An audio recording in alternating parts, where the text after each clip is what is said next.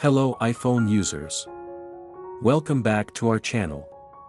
Today, we're going to dive into privacy protection, briefly explain why app locking is important, e.g., protecting personal information, restricting access.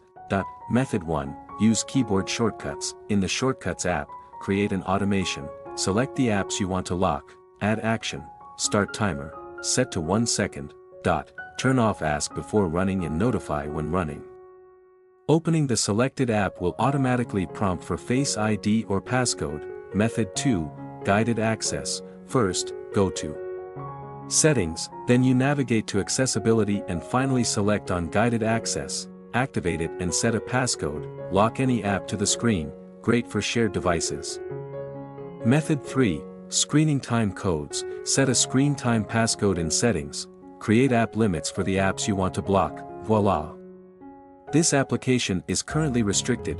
Recap the methods: shortcuts, guided access, and screen time. Thank you for watching and remember to support us with 1 like and 1 subscription.